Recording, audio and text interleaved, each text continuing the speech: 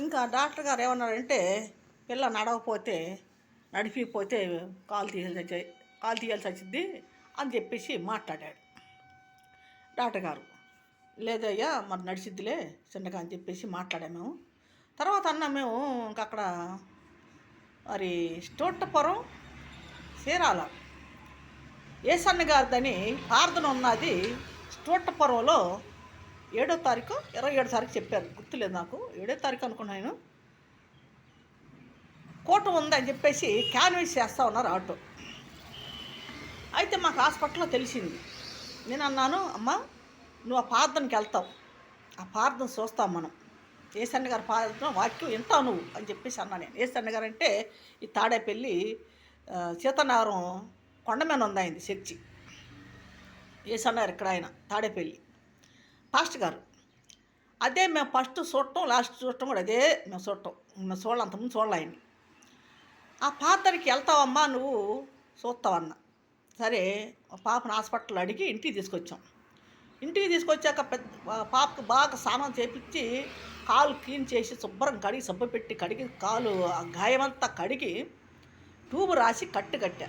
ఎందుకంటే కట్టులో శాతం, ఎందుకంటే అంతకుముందు ఆల్రెడీ నాకు కట్లు కట్టుకునేదాన్ని. నేను నాకు 20 సార్లు కాళ్ళు కోసారు కాబట్టి నేను కట్లు కట్టుకునేదాన్ని నేనే. ఆ అలవాటు చప్పున పిల్లకి నేను కట్లు వేసేదాన్ని. సరే ఇంటికి తీసుకొచ్చాక మళ్ళీ ఒకసారి తీసుకెళ్ళాము అక్కడికి. మరి డబ్బు ఎక్కువైపోతుంది, పిల్లకి గాయం తగ్గట్ల. సరే మేమేమనుకున్నాము, ఇంకా స్టోట్టపురంలో అక్కడ హాస్పిటల్లో చూపిద్దాం అనుకున్నాం.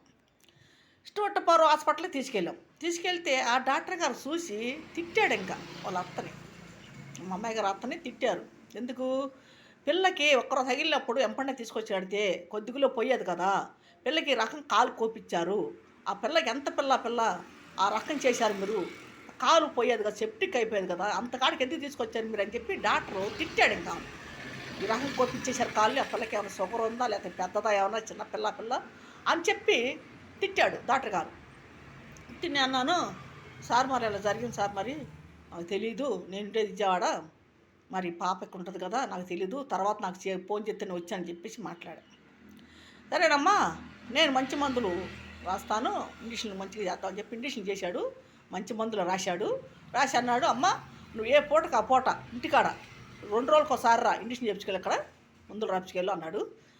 పిల్లలకి ఇంటికాడ నువ్వు క్లీన్ చేసి శుభ్రం కాలు క్లీన్ చేసి శుభ్రం సబ్బుతో కడిగి క్లీన్ చేసి కట్టు నువ్వు ముందేసి అని చెప్పి అన్నాడు. నేను చేస్తాను సార్ అన్నా. డాక్టర్ గారని నేను చేస్తాను అని చెప్పేసి అన్నా. సరే అమ్మ అని చెప్పేసి అంటే నేను ఇంకా ఇంటికాడ పాపకి స్నానం చేయించి ఆ కాలు శుభ్రంగా కడిగి సబ్బేసి కడిగి పిల్లకి శుభ్రంగా దూత్తో అద్ది, చెమ్మ లేకుండా కాలు శుభ్రంగా అద్ది, కాలు అద్ది ట్యూబ్ రాసి పిల్లకి కట్టి చక్కగా స్నానం చేయించి కట్టి మంచం పండు పెట్టేదాన్ని. పిల్ల అలసిపోయి నిద్రపోయేది. కొద్దిగా అన్నం వండి ఆ పిల్లకి పత్తిన కూరలు, దొండకాయ ఎప్పుడో బెండకాయో ఏదో ఒకటి, ఆ పిల్లకి మరి ఏం తినకూడదుగా, అంత గాయం పిల్లకి పెద్ద గాయం. అది మానిన దక్కదికి పత్తి పట్టాలి. పత్తిన కూరలు వాళ్ళ అత్త చేసేది కాదు, నేనే చేసేదాన్ని. వాళ్ళ వరకు వండుకునేవాళ్ళు, నేను పాపకి వాటికి పత్తిన కూరలు చేసేదాన్ని. చేసి అలాగా 3 నెలలు ఉండిపోయా పాప దగ్గర నేను. పాప మరి కోలుకోవాలిగా, నేను తీసుకొస్తా అంటే తీసుకొద్దా అంటున్నారు, మేము తీసుకెళ్ళి మా ఊళ్ళో చూపిస్తామంటే తీసుకెళ్తా కిలో అంటున్నారు. సరే అక్కడే ఉండి పిల్లకాడ 3 నెలలు ఉండిపోయా.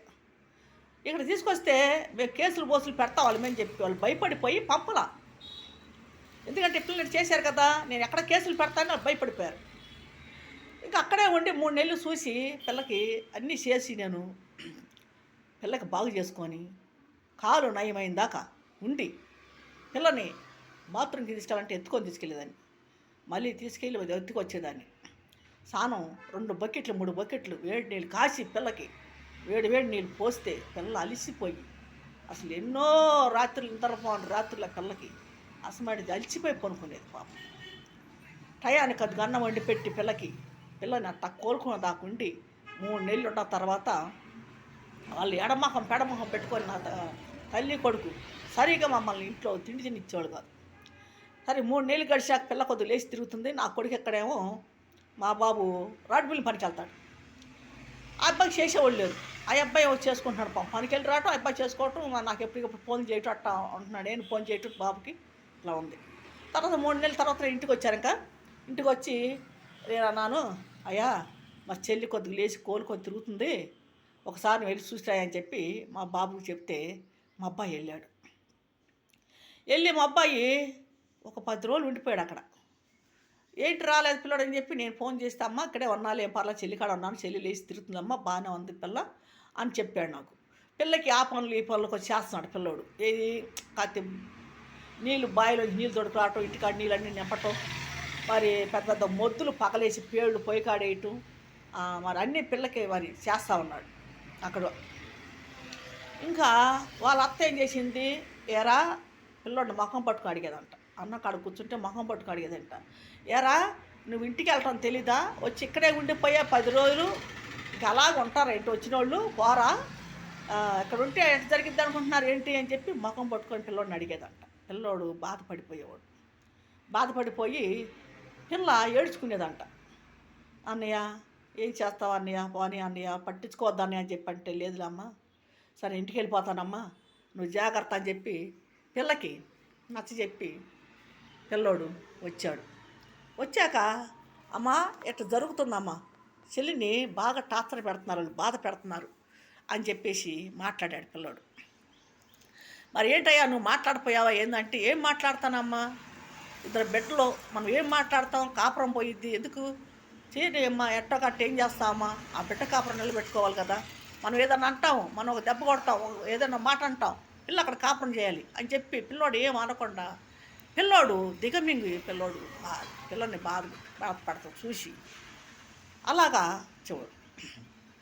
తర్వాత వాడు తాగి రావటం, మళ్ళీ పిల్లని గాయం కాలు బాగలేని పిల్లని వాడు బీరు బ్యాంది తాగరావటం, ఇంటికి రావటం, అర్ధరేత్రి అపరేత్రి రావటం, పిల్లని ఏదియటం, పిల్లని కొడతాం, పిల్లని తిడతాం, మీ అమ్మ మీ అన్నయ్య ఏమి ఇచ్చారు నీకు, ఏం తెచ్చారు అని చెప్పి టార్చర్ పెడతాం.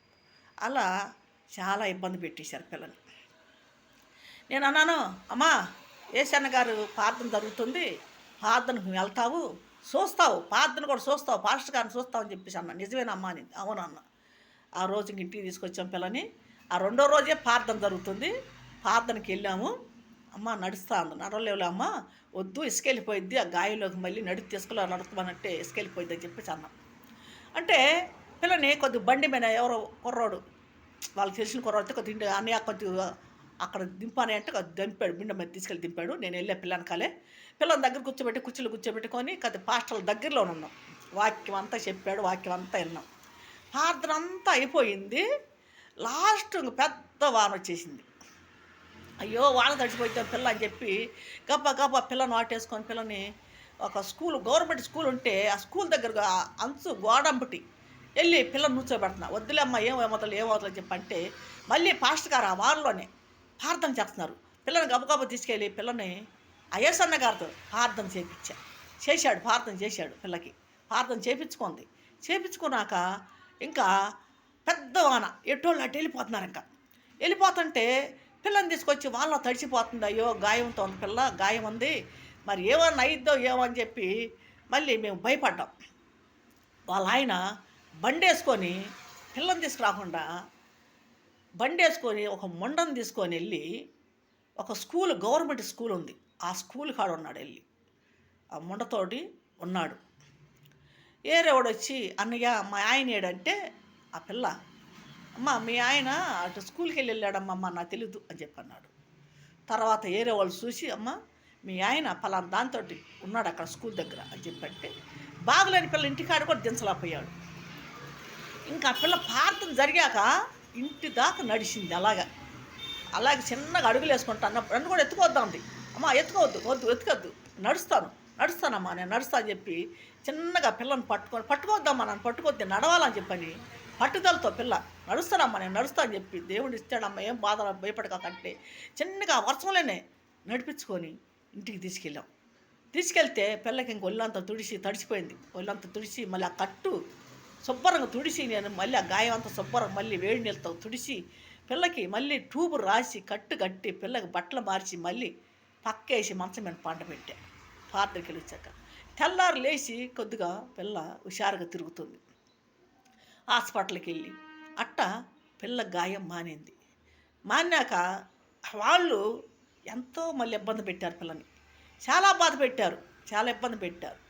అత్త పచ్చి సాట్లాడుతూ ఉంటే ఎక్కడ ఆడితే అక్కడికి అన్నం ఎత్తుకెళ్ళాలి. ఈ అమ్మాయి అన్నం ఎత్తుకెళ్ళి ఆమెకు పెట్టేసి తీసుకురావాలి. అలా ఏది ఇచ్చేది అత్త. ఒక పని చేసేది కాదు, ఇంట్లో ఒక పని చేసేది కాదు. పొద్దున్న లేస్తే ఎల్లంపటి వెళ్ళిపోయేదాన్ని అత్త. పచ్చి సాట్లు కానీ పెత్తనాలు కానీ వెళ్ళిపోయి ఆడ కూర్చొని ముచ్చట్లు ఆడుతూ కూర్చునేది. టయాన్ని కొండ పెట్టకపోతే మళ్ళీ కోళ్ళ మీద గొడవాడేది. వండలేదు చేయలేదని కోళ్ళ మీద ఎగబడి కోళ్ళ మీద కొట్టను తిట్టను. ఈ రకంగా మళ్ళీ కొడుకు రాగానే కొడుకు సాడీలు చెప్పి కొడుకుతో కొట్టించేది. ఈ రకంగా టార్చర్ పెట్టేది పిల్లని. ఎంత బాధ అంటే ఒక నరకం చూపించారు. 10 సంవత్సరాల్లోనే ఒక నరకం చూపించారు. వాడు పెద్ద శాదిస్టి ఒక మెంటాలిటీ, వాడికి ఒక మెంటాలిటీ, ఒక సైకోలాగా చేసేవాడు. ఒక రౌడీ, ఒక గోండగా చేస్తాడు, ఆ రకంగా చేసేవాడు. పిల్లని ఎక్కడ పడితే అక్కడ పిల్లని కొట్టను చెయ్యను. ఆ పాప ఎరుపు రంగు, కొట్టిన దెబ్బలు కమిలిపోయే ఒంటి మీద పిల్లకి. ఏంటంటే నాకు దాచేసేది, చెప్తే వెళ్తే నాకు దాచేసేది. పెద్ద మనవాడు చెప్పాడు కానీ చిన్న మనవాడు చెప్పేవాడు, అమ్మమ్మ నాన్న కొట్టేశాడు అమ్మని, నాన్నమ్మ కొట్టేసింది, నాన్నమ్మ తిట్టింది అని పిల్లోడు చెప్పేవాడు నాకు. చిన్నపిల్లోడు మా అమ్మాయి చెప్పేది కదా నాకు. అట్ట పాపని ఎంతో నరకం చూపించారు. నేను అన్నాను అప్పుడు, అమ్మా ఇంత జరుగుతుంది కదా, మరి నీ సమస్య గురించి మరి ఒకసారి మరి వెళ్ళి మాట్లాడేదంటే, వద్దమ్మా నువ్వు మాట్లాడద్దు అనేది. అమ్మ స్టేషన్లోనే కేసు పెడతా అంటే కేసు కూడా వద్దనేది. అలాగా చేసింది మా పాప. వాళ్ళ మీద మాట రాకుండా చేసింది. మళ్ళీ ఎందుకమ్మా మళ్ళీ బజార్లు ఎక్కటం ఎందుకు చేసింది. తర్వాత పిల్లని మా క్యాస్ట్ కాదు, మీరు మాదిగోళ్ళు, మాకొద్దు అని పిల్లలు చేతికి వచ్చాక పిల్లలు ఎదిగిందా హట్టి పెట్టుకొని పిల్లని మాకొద్దు తరివేశారు. పిల్ల ఎన్నో కష్టాల్లో పడింది, ఎన్నో బాధలు పడింది వాళ్ళలో. మరి ఆ పిల్లని ఆ రకంగా ఏదిచ్చారు. 31 సంవత్సరం ఇప్పుడు ఆ పాపకి. మరి పిల్లలిద్దరు కూడా ఇప్పుడు కూడా తల్లి మీద గాలి లేదు. ఆ పిల్లలకి గాలి లేకుండా చేశారు. వాళ్ళు పిల్లల్ని తల్లి కాడ రాకుండా చేశారు. మరి ఆ రకంగా హింసించారు వాళ్ళు. ఒక సైకో, ఆ తల్లి కొడుకు ఇద్దరు ఒక సైకోలాగా చేసేవాళ్ళు. ఒక సైకో. ఆ ఇల్లు కూడా ఎడారిలో ఉండేది. వాళ్ళ ఇళ్ళల్లో ఉండేది కాదు, ఊరికి చివరిలో ఉండేది వాళ్ళ ఇల్లు. మళ్ళీ ఆ ఇంటికి ఎదర ఒక చెరువు ఉండేది, చేపల చెరువు, పెద్ద చెరువు ఉంది. మరి ఆ చెరువు ఎవరు అటు కనపడేవాళ్ళు కాదు. ఈ అమ్మాయి ఒక్కటే ఉండేది. బికూరుమంట చీకటి, రేత్రిపూట భయంగా ఉండేది. పేకాట్లకి వెళ్ళిపోయేవాళ్ళు, పచ్చిసికి వెళ్ళిపోయేవాళ్ళు. పిల్లలు సాయంకాలం 7 వచ్చేవాళ్ళు ఇంటికి. పిల్ల భయపడిపోతా ఒక్కతే ఉండేది. ఎక్కడికైనా వెళ్తే ఎవరింటికాడికి వెళ్తే వాళ్ళని ఇచ్చేవాళ్ళు కాదు. మరి మక్కాయి కూతురుంటే ఆ పిల్ల కాడికి వెళ్ళి కూర్చున్నా కూడా ఆ పిల్లని చెడాబడా కొట్టేసేవాడు. ఆ పిల్ల కాడికి వెళ్తుందని, ఆ పిల్ల కాడికి వెళ్తే ఈ పిల్ల ఏమన్నా ఇంట్లో చెప్పిద్దామని ఆ పిల్లని కొట్టేసేవాడు. అట్ట కొడితే వెళ్ళకుండా ఉండదని చెప్పి ఆ రకంగా బాధ పెట్టేవాడు. ఆ అమ్మాయి కూడా ఇంట్లో తిండి లేకుండా చేస్తే మక్కాయి కూతురు కాడికి వెళ్ళి, అక్క ఆకలేస్తుంది అక్క, కొద్దిగా అన్నం పెట్టక్క అని అంటే, కాసేపు ఉండు అని ఆ పిల్ల పనుల మీద ఉండేది. పిల్ల ఎంతో ఆకలేసి అల్లాడిపోయేదండి. ఒక ముద్ద పెడితే బాగుండు, తిని నీళ్ళు తాగుదును, కడుపు అసలు ఆకలితో అల్లాడిపోయి పిల్ల అంతా హింసించేశారు పిల్లని. ఇంట్లో సరిగ్గా తినకుండా అన్నం లేకుండా పిల్లకి ఎంత టార్చర్ పెట్టారంటే, అదేదైనా అయిపోవాలి, ఇటన్నా వెళ్ళిపోవాలి, చచ్చిపోవాలి అన్నట్టు చేశారు వాళ్ళు. మేము ఇన్ని బాధలు పెడతాం పోవట్లేదు ఇల్లు వదిలిపెట్టి అని దాన్ని, ఆ బిడ్డని వాళ్ళు ఆ రకంగా హింసించేసేవాళ్ళు. సరే తిండి పెట్టేవాళ్ళు కాదు, సరైన తిండి పెట్టేవాళ్ళు. నేను వెళ్ళినప్పుడు ఇంట్లో అందరికి వెళ్ళి బజార్కి వెళ్ళి అందరికి టిఫిన్ కట్టించుకొచ్చేదాన్ని. పిల్లలకి, తల్లికి, వాళ్ళ ఆయనకి, వాళ్ళ అత్తకి అందరికి కట్టించుకొచ్చేదాన్ని. అమ్మ తినండి, అందరికి టిఫిన్ తెచ్చానంటే పిల్ల అప్పుడు ఆవురు అంటే తినేది. ఏంటమ్మా అంటే, అమ్మా ఏం లేదమ్మా, ఏం లేదు అమ్మ, నీకు టిఫిన్ తెచ్చి పెడతారా రోజంటే, నాకు తేరమ్మా, వాళ్ళ వరకు తెచ్చుకొని తింటారు, పిల్లలకి తెచ్చి పెడతారమ్మా, నాకు పెట్టరు. పిల్లలు ఏమైనా తిని ఆడ పడేస్తే మొక్క తిని నీళ్ళు తాగుతానమ్మా నేను అని చెప్పి పిల్ల ఏడ్చుకుంది, అల్లాడిపోయేది. ఎవరిని వెళ్ళి అడిగేది కాదు. ఆకలి దిగమింగి అట్ట ఆ పిల్ల బాధపడేది. అట్ట సరైన తిండి లేక ఆ అమ్మాయికి బీపీ డౌన్ అయిపోయి 2 సార్లు పిల్ల అసలు కోమాలోకి వెళ్ళిపోయింది. భయపడ్డాం మేము, ఎంతో యాతన పడ్డాం. అంత నరకం అనిపించింది ఆ పాప. ఆ అమ్మాయిని తీసుకెళ్ళి చిత్రవదం చేశారు.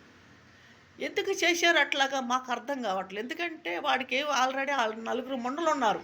ఆ మండల వల్ల ఎవరు పిల్లని ఇట్లా అక్కడ వాడు గాలికి తిరుగుతాడు, సరైన పని చేయడు, ఇంట్లో గడపడు. అందువల్ల ఎవరు పిల్లని ఇట్లా. మా అక్కాయ కూతురున్నాడు ఈటన. ఆ అక్కాయ కూతురుకి వచ్చి వాళ్ళ బంధువులు చూసి నా కూతుర్ని రేత్రి పక్కింటి వాళ్ళ కాడ పిలిపించి ఆటోలు వేసుకొని వెళ్ళిపోయారు. మేము పెళ్లి చేసింది కూడా కాదు. తీసుకెళ్ళిపోయి ఆ బిడ్డను అంతా బాధ పెట్టారు. అయినా కానుపులు పుణ్యాలు అన్నీ నేను చేశాను, అన్నీ చేశాను. ఆ బిడ్డకి 10 సంవత్సరాలు ఏదిచ్చారు, బాధ పెట్టారు. బిడ్డ దిగబింకొని బాధ చెప్పుకోకుండా ఎవరికి, అలాగ వాళ్ళు ఎన్ని బాధలు పడుతున్నా కూడా అల్లాడిపోయేది. వాళ్ళ అత్త వాళ్ళ తమ్ముడు ఉండేవాడు, వాళ్ళ తమ్ముడు కూడా బాధ పెట్టేవాడు. తమ్ముడు భార్య ఉండేది, ఆమె బాధ పెట్టేది. తమ్ముడు కూతురుండేది, ఆ అమ్మాయి కూడా ఎన్నో మాట్లాడేది ఆ పిల్లని. ఆ అమ్మాయి కూడా తింటా కూడా ఈ అమ్మాయికి పెట్టేది కాదు. ఈ అమ్మాయి బాగా చూసింది ఆ అమ్మాయిని. ఈ అమ్మాయి వెళ్ళినప్పుడు చిన్నపిల్ల ఆ పిల్లని సాకింది కూడా నా కూతురే. ఆ పిల్లని సాకింది నా కూతురే. వాళ్ళ చెల్లెలు కూతురిని కూడా సాకింది నా కూతురే. అన్నీ చేస్తే వాళ్ళకి నా కూతురిని చిన్న చూపు చూశారు వాళ్ళు. ఇవాళ దేవుడు బంగారంగా బతుకుతుంది ఆ బిడ్డ. దేవుడు చల్లగా చూశాడు ఆ బిడ్డని, బతికిచ్చాడు. ఇవాళ బంగారంగా బతుకుతుంది. 10 మందికి పెడుతుంది వాళ్ళ ఆ బిడ్డ. 10 మందికి లేదనుకోండి, ఎవరు వచ్చినా కూడా లేదనుకోండి 10 మందికి పెడుతుంది. మిషన్ కుట్టుకుంటుంది. టైలరు, మంచి టైలరు. అసలు ట్రైనింగ్ అని కాదు, ఒక సీనియర్లో కూడా పనికిరారు. సీనియర్ టైలర్లు కూడా పనికిరారు. అలాగా కుట్టిద్ది. బట్టలు మోడల్ కుట్టిద్ది, డ్రెస్సులు కుట్టిద్ది, లైనింగ్ జాకెట్లు కుట్టిద్ది, మామూలు జాకెట్లు కుట్టిద్ది, లంగా జాకెట్లు కుట్టిద్ది. అన్నీ మోడల్ ఏ మోడలకంటే ఆ మోడల్ కుట్టిద్ది వాళ్ళ పాప. అంత చక్కగా కుట్టిద్దంటే మేమందరం కూడా, నేను కానీ మా అక్కయ్య కానీ మా మరదలు కానీ మా వాళ్ళు ఎవరైనా సరే మా పాప కాడే కుట్టించుకుంటాం. జాకెట్లు ఇప్పటికీ నేను మా పాప కుట్టిన జాకెట్లు వేసుకుంటాను. ఎవరికంటే నేను కుట్టించుకోను. 4 రోజులు లేట్ అయ్యి సరే మా పాప కుట్టాల్సింది నాకు జాకెట్లు. మా పాప కుట్టిన జాకెట్ నేను వేసుకుంటా. ఈ రకంగా ఏది ఇచ్చారు వాళ్ళు. ఇవాళ బంగారంగా బతుకుతుంది నా బిడ్డ. చక్కగా బతుకుతుంది, కళ్ళ ముందు ఉంటుంది. చక్కగా పొద్దున్న లేస్తే బిడ్డలు వెళ్ళి చూసుకుంటాను, వస్తూ ఉంటాను. పెద్ద ఇల్లు తీసుకుంది, ఇంటి నిండా సామాను, చుట్టాలు పక్కాలు, చక్కగా రావటం పోవటం. 10 మందికి పెడుతుంది వాళ్ళ. ఆ బిడ్డ చేతితోటి వాళ్ళు 10 మందికి పెడుతుంది. ఏది కావాలన్నా కొరత లేదు వాళ్ళ బిడ్డకి. అన్నీ ఇస్తున్నాడు దేవుడు. తిండి గుడ్డ లోటు లేకుండా ఇచ్చాడు. ఇవాళ అన్నీ సక్రమం జరుగుతున్నాయి. బాగుంటుంది వాళ్ళ బిడ్డ. ఇవాళ నేను సంతోషపడుతున్నాను నా బిడ్డ బాగుందని. ఎందుకంటే ఆ నరకంలోంచి బయటకు వచ్చింది వాళ్ళ నా బిడ్డ. ఆ నరకంలోంచి వాళ్ళు పెట్టిన బాధలు నరకంలోంచి బయటకు వచ్చింది, బతికి బయటపడింది. 2వ జన్మ ఎత్తినట్టే నా బిడ్డ. దేవుడే బతికిచ్చాడు, యేసయ్య బతికిచ్చాడు. ఆ యేసయ్య ప్రార్థన లాస్ట్లో ప్రార్థన వినింది. యేసయ్య ప్రార్థన వినింది. ఆ బిడ్డ కూడా ప్రార్థనకి వెళ్ళే బిడ్డ. ఫస్ట్ నుంచి చిన్నప్పటి నుంచి కూడా చర్చికి వెళ్ళిన బిడ్డ. నేను కూడా చర్చికి వెళ్ళలేదు చిన్నప్పటి నుంచి. నా బిడ్డలో చిన్నప్పటి నుంచి చర్చికి వెళ్ళినోళ్ళు, చర్చికి వెళ్ళిన బిడ్డలో. నేను 2011 నుంచి నేను చర్చికి వెళ్తున్నాను. 2011 నుంచి నా పిల్లలు చిన్నప్పటి నుంచే చర్చిలకు వెళ్ళారు.